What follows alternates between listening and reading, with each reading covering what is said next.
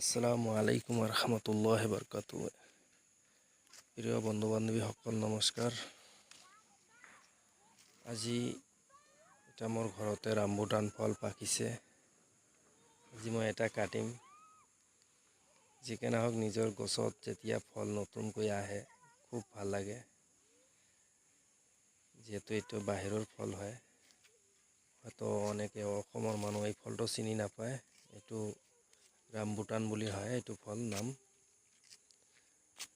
এইটো ফলৰ চাৰা মোৰ ঘৰতে আছে কিছুমান, কাকো যদি লাগে পাই যাব।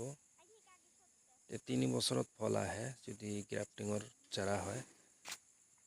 চাওক মোৰ পাক্কা 3 বছৰত ফল আহিছে, এইবাৰ প্ৰথমবাৰ আহিছে। ইনশাল্লাহ নেক্সটত যদি মই ফল পাওঁ বহুত পাম।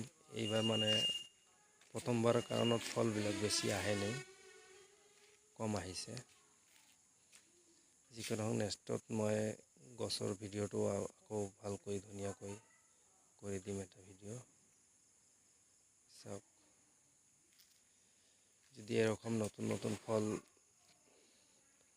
আপোনাক লাগে মোৰ তাত পাই যাব, সব আছে। এভোকাডো, ডুৰিয়ান, ড্ৰাগন, আভিও, চিকু, বহুত ধৰণৰ নতুন নতুন ফল মোৰ তাত আছে।